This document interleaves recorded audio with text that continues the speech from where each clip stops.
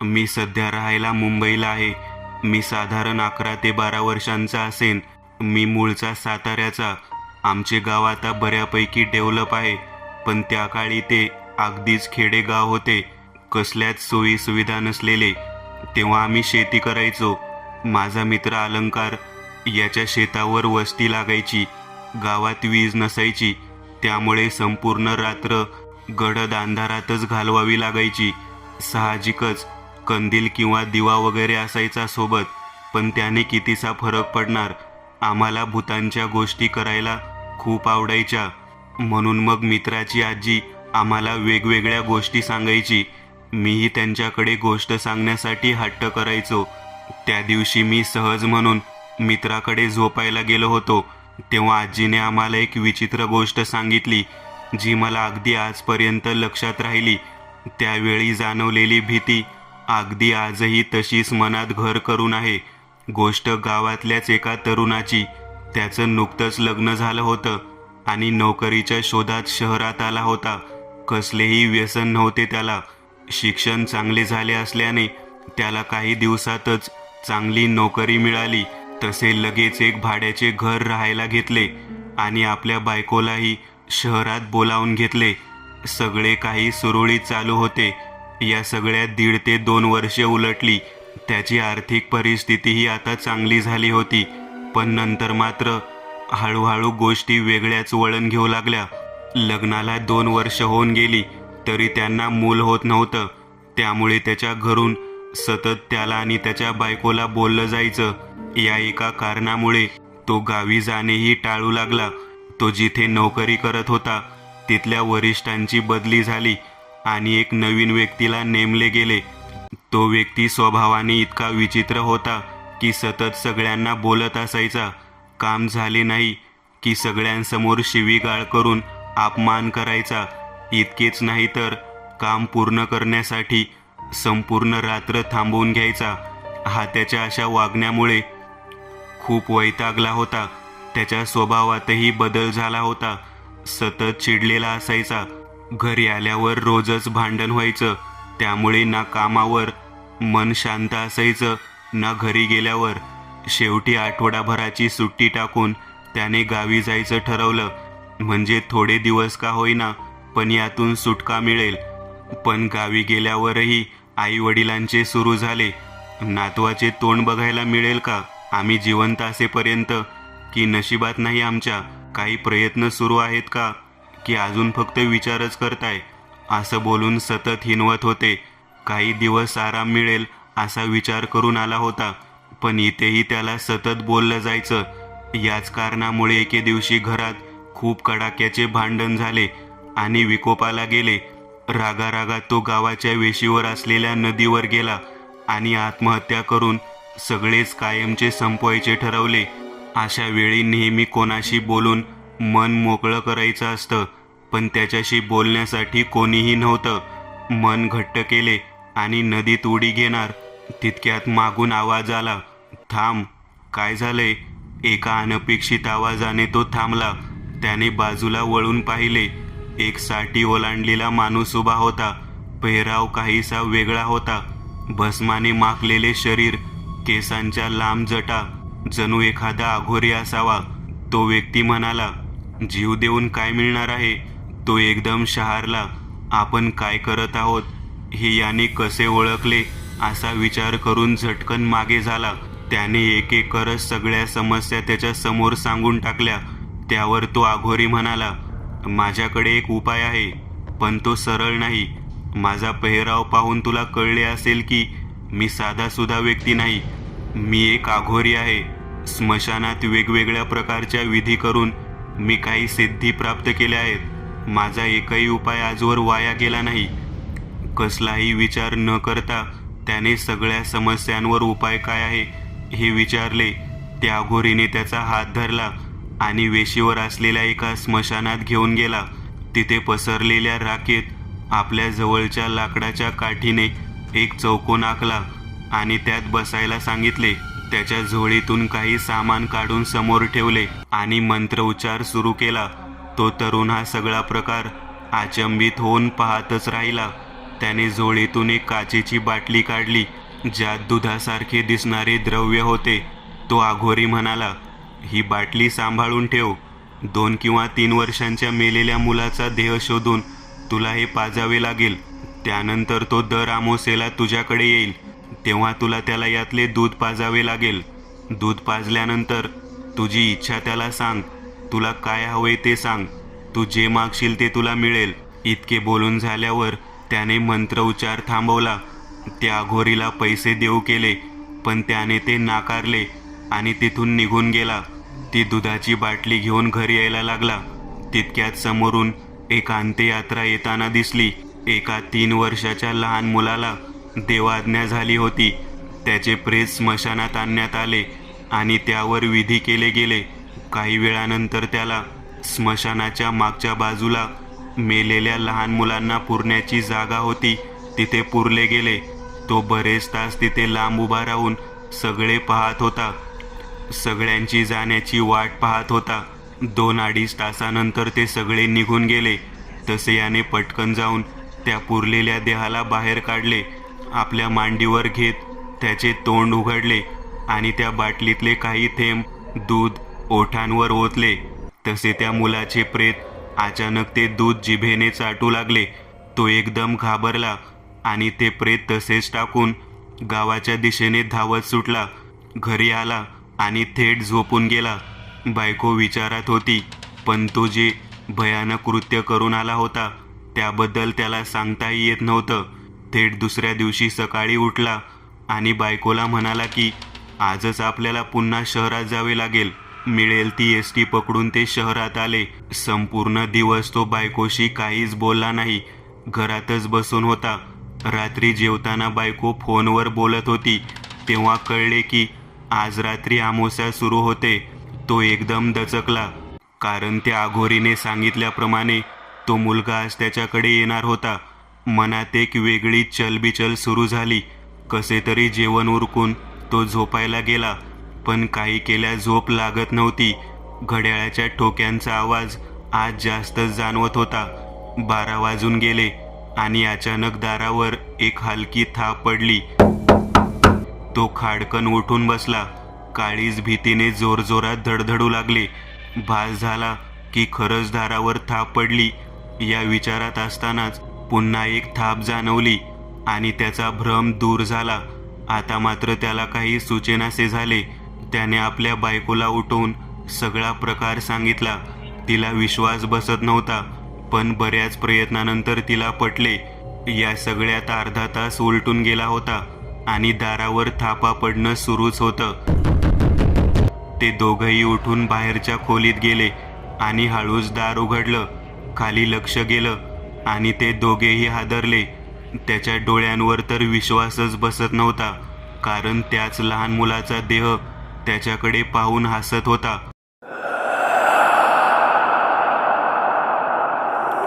त्याचे डोळे बंद होते, पण जणू तो सगळं काही पाहू शकत होता. तो मुलगा आशेने त्याच्याकडे पाहू लागला. पटकन त्याने आपल्या खिशातून ती दुधाची बाटली काढली आणि काही थेंब त्याच्या ओठांवर टाकले. जिभेने आत ओढत त्याने एक स्मित हास्य केलं. तसे पटकन त्याने सांगायला सुरुवात केली, मी जिथे नोकरी करतो तिथे मला खूप त्रास होतो. माझे वरिष्ठ मला खूप त्रास देतात. काम करूनही खूप अपमान सहन करावा लागतो. तू कर काहीतरी. त्याने पुन्हा एकदा स्मित हास्य केलं आणि निघून गेला.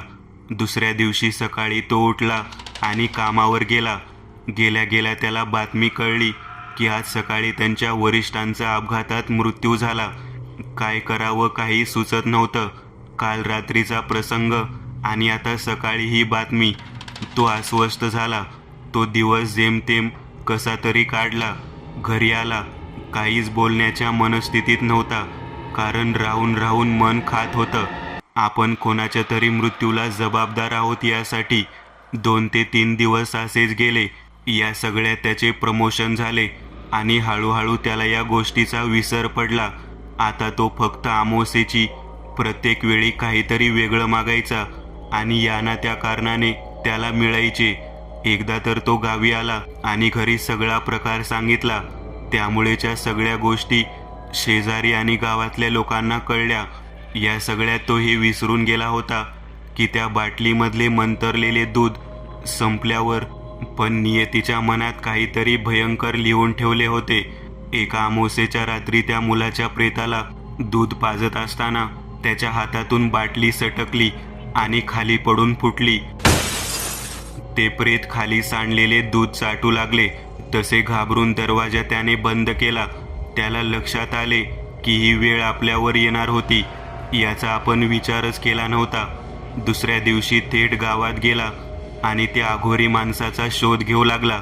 पण तो अघोरी त्याला सापडलाच नाही. कोणाची मदत घेऊ तेच कळत नव्हते त्याला. शेवटी तो हताश होऊन घरी आला.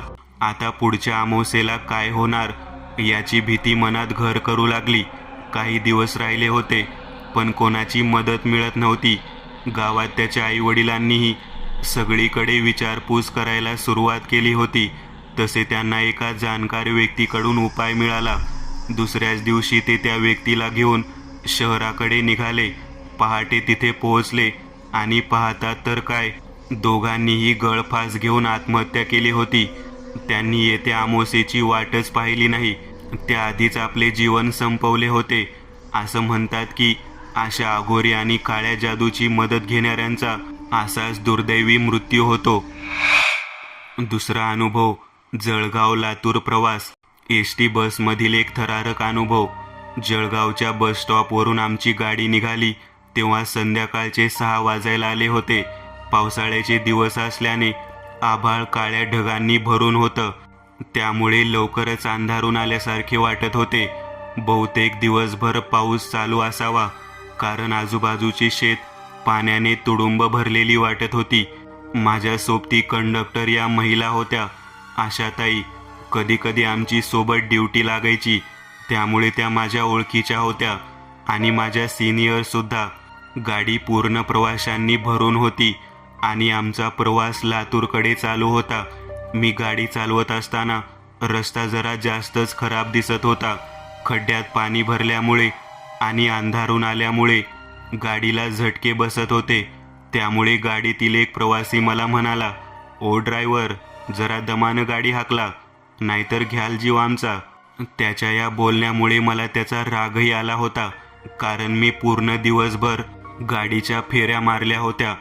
त्यामुळे मी मनाने आणि शरीराने सुद्धा बराच थकलो होतो. मी मनातच त्याला शिवी दिली आणि पुढे गाडी चालवत राहिलो. गाडी काहीच दूर गेली असेल तर पाण्याची रिपरिप चालू झाली. मी पटकन गाडीचे वायपर चालू केले, तरी सुद्धा समोरचा रस्ता काचेतून अस्पष्ट दिसत. तेवढ्यात आशाताईंनी बेल मारली. मला काहीच अंतरावर एक गाव दिसत होते. मी त्या गावाजवळ गाडी थांबवली आणि तेथील प्रवासी गाडीच्या खाली उतरले.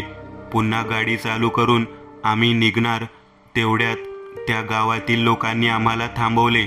"अहो ड्रायव्हर, समोरचा रस्ता नदीवरून जातो आणि नदीला बरेच पाणी आहे. कधी कधी तर पुलाच्या वरून सुद्धा. आमच्या मताने तुम्ही पुढे जाऊ नका, येथून परत जा." एक म्हातारा आजोबा हातात छत्री घेऊन त्या स्टॉपवर उभा होता. बहुतेक त्या आजोबांचे म्हणणे बरोबर होते, पण आम्हाला तेथे थांबणे जमणार नव्हते. त्यातच मागचे प्रवासी आरडाओरड करत होते की गाडी काढा म्हणून. त्यामुळे मला गाडी काढावीच लागली. आता इतके अंधारून आले होते की रस्ताही स्पष्ट दिसत नव्हता. मी पटकन गाडीचे लाईट लावले आणि पुढे गाडी चालवू लागलो. आता आजूबाजूच्या जंगलातून रातकिड्यांची किरकिर चालू झाली होती. जवळपास 4 ते 5 किलोमीटर गेल्यावर समोरचा पूल दिसत होता आणि समोरचे दृश्य पाहून मी कचकन गाडीचे ब्रेक दाबले. गाडी थांबल्यावर सगळ्यांना धक्का बसला आणि ते ओरडू लागले. आशाताई त्यांच्या सीटवर झोपी गेल्या होत्या. त्याही सीटवरून उठून माझ्या केबिनमध्ये आल्या. "प्रमोद भाऊ, काय झाले? गाडीत काही प्रॉब्लेम आलाय का? गाडी का थांबवली?" मी त्यांना नाराजीने समोरचे दृश्य दाखवले. समोरच्या पुलावरून चांगल्याच गतीने पाणी वाहत होते, इतके की कोणतेही वाहन त्याला पार करून जाणे म्हणजे मृत्यूला आमंत्रण. आता काही प्रवासी सुद्धा ते दृश्य पाहत होते. "बापरे, कठीण आहे आता तर या पुलावरून जाणे." आशाताई नाराजीनेच म्हणाल्या. "हो, आपण त्या आजोबांचे ऐकायला हवे होते. हो प्रमोद भाऊ, पण आता काय करायचे? मी विचार करून म्हणालो, परत जाऊन दुसऱ्या रूटने जाऊया. थोडं लांब आहे, 9-10 किलोमीटर, पण इथून जाण्यापेक्षा तर बरेच आहे. ठीक आहे, असे म्हणत आशाताई त्यांच्या जागेवर बसल्या. आमचे बोलणे काही प्रवाशांनी ऐकले होते. त्यांची कुजबूज चालू होती, पण दुसरा रस्ता नसल्याने तेही नाईलाजास्तव त्यांच्या त्यांच्या जागेवर जाऊन बसले. मी गाडी पुन्हा चालू केली, गिअर शिफ्ट केले आणि रिव्हर्स घ्यावी म्हणून मागे घ्यायला गेलो, पण गाडीचे चाक जाग्यावरच फिरल्याचा आवाज आला. मी पुन्हा एक्सलेटर दिले, पुन्हा तसेच झाले. मी कंटाळून अंधारातच गाडीच्या खाली उतरलो. सुदैवाने पाऊस जोराचा नव्हता, तरीसुद्धा ते पावसाचे थेंब टोचल्यासारखे अंगाला झोंबत होते. खिशातील मोबाईल काढला, टॉर्च चालू केली आणि खाली टायरकडे मारली. गाडीचे टायर जमिनीत अर्ध्यापर्यंत घुसले होते. अरे देवा, दुष्काळात 13वा महिना. मी कमरेवर हात ठेवून नाराजीनेच तिकडे पाहत होतो. आता आशाताई आणि काही प्रवासीसुद्धा माझ्याकडे आले आणि परिस्थिती पाहता ते आणखीनच चिडू लागले. त्यांची आणि माझी काही बोलाचाल झाली आणि गाडीला सगळेजण धक्का मारून ती गाडी लोटायची असे ठरले. मी गाडीत बसलो. आशाताई व काही लेडीज प्रवासी सोडले. सगळे प्रवासी गाडीला धक्का मारण्यासाठी समोरच्या बाजूला आले. मी गाडी चालू केली आणि त्याला धक्का मारण्यासाठी आवाज दिला, पण गाडी जोरजोरात आवाज करत होती, पण ती जाग्यावरून हालतसुद्धा नव्हती.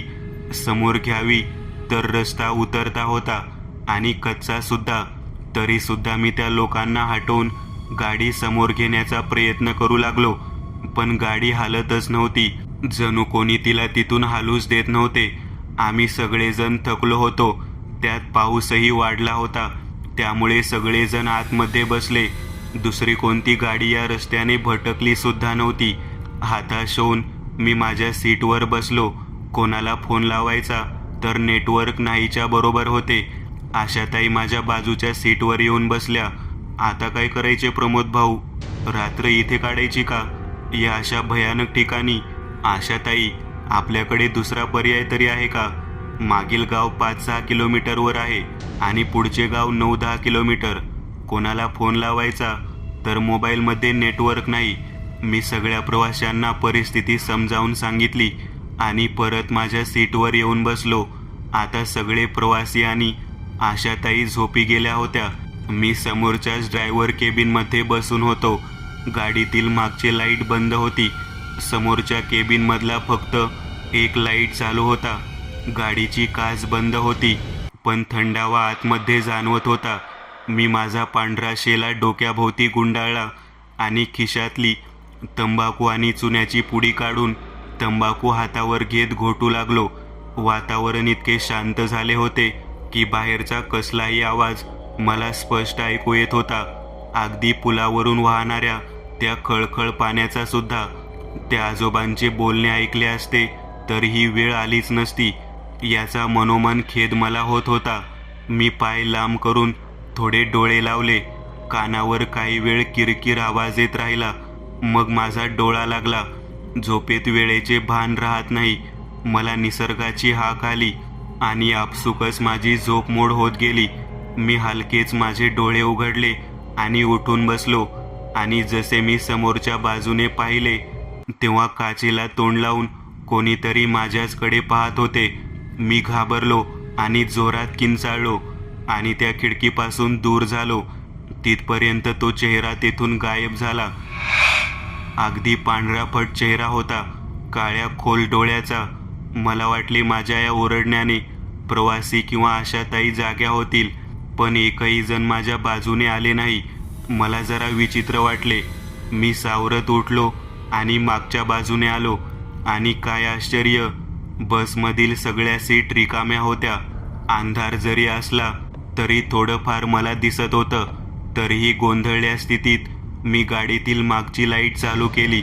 आपला संशय खोटा ठरावा म्हणून पण नाही, सीट रिकाम्याच होत्या.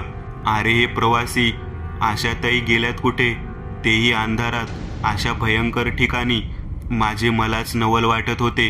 आपल्याला हे काय दिसत आहे म्हणून. आता खरी भीती मला वाटत होती.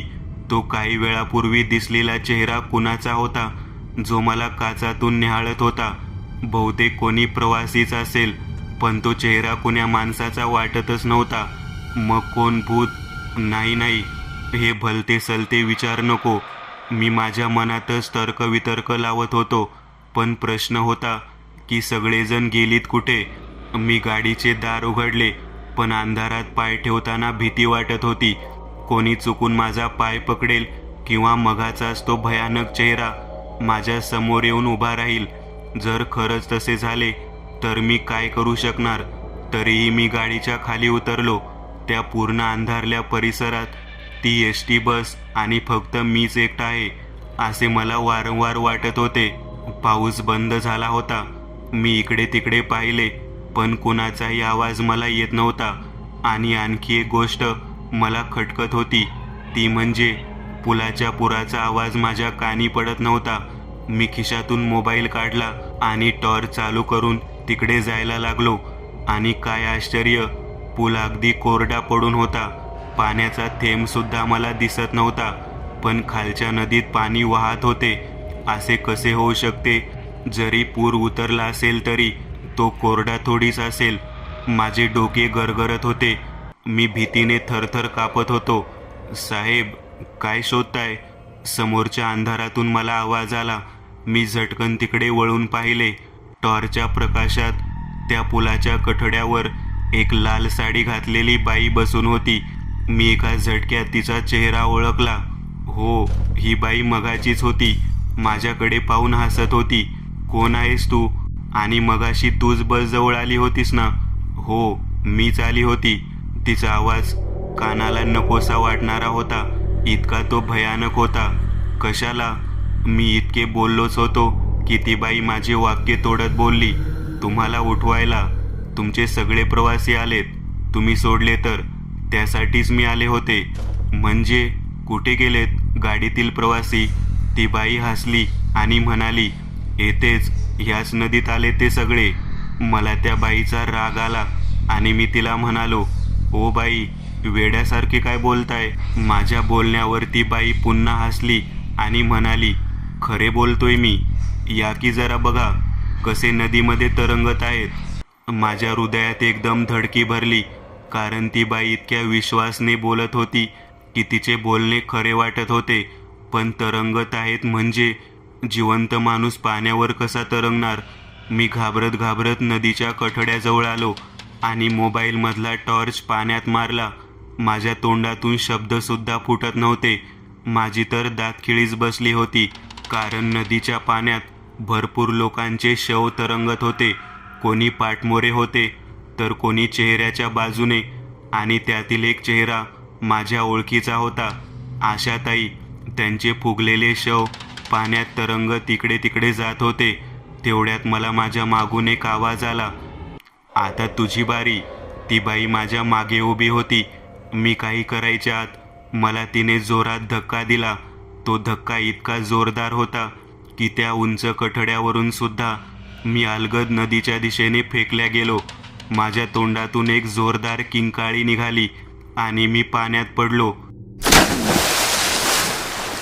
नाकातोंडात पाणी शिरत होतं.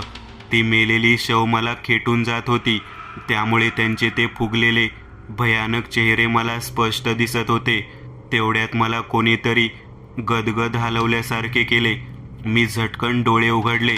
मी माझ्या सीटवरच झोपून होतो. समोर काही प्रवासी आणि आशाताई मला घाबरल्या स्थितीत पाहत होते. मी सीटवर उठून बसलो.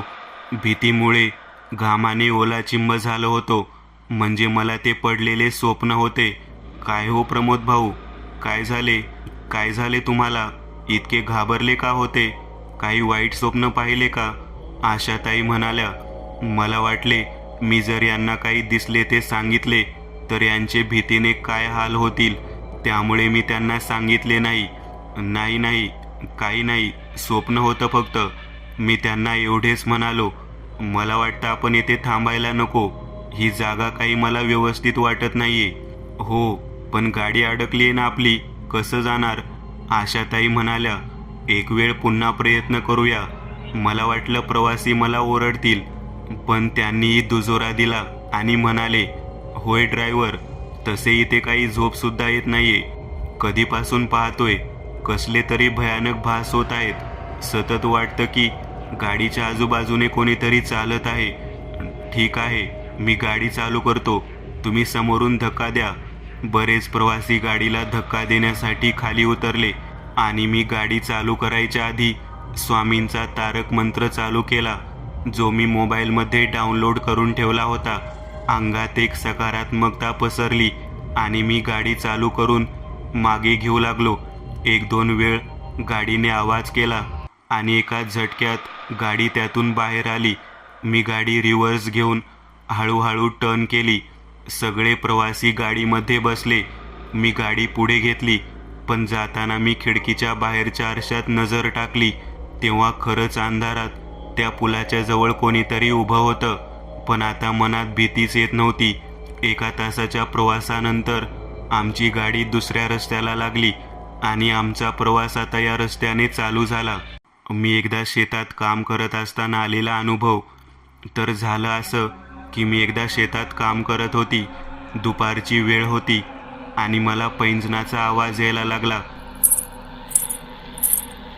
मी विचार केला की मी एकटी असताना आवाज कुठून येत असेल आणि परत तोच आवाज येऊ लागला. तर मी विहिरीजवळ गेले, तेव्हा मला एक बाई मोकळे केस सोडून बसलेली दिसली. तिचे पायापर्यंत केस, लाल साडी आणि कपाळावर खूप मोठं कुंकू. ती माझ्याकडे यायला लागली. तेवढ्यात कुठल्या तरी आवाजाने ती गायब झाली. मी घरी जाऊन तो किस्सा घरी सांगितला, तेव्हा घरचे म्हणाले, त्या बाईचा नवरा खूप दारू प्यायचा आणि मारझोड करी. तेव्हा वैतागून त्या बाईने आत्महत्या केली होती त्या विहिरीत. आणि आईने मला अंगारा लावला आणि मला नंतर काहीच त्रास झाला नाही. मित्रांनो, आज पुरतं एवढंच. तुम्हाला जर काही गोष्ट आवडली असेल तर नक्की लाईक करा. तुमच्यापैकी बरेचसे जण व्हिडिओ लाईक न करताच पळून जातात, पण हा जर व्हिडिओ तुम्ही लाईक केला तर मला जरा बरं वाटेल आणि असेच भारी भारी व्हिडिओ बनवायची माझ्यात एनर्जी येईल. त्यामुळे नक्की लाईक करा. आणि अजूनही कोणी या चॅनलला सबस्क्राईब केलेलं नसाल तर लगेच सबस्क्राईब करून टाका. आणि बाजूची घंटी ती मात्र दाबायला विसरू नका. देवाची घंटी आहे ती. चला तर मग पुन्हा भेटूया अशीच एक आगळी वेगळी गोष्ट घेऊन पुढच्या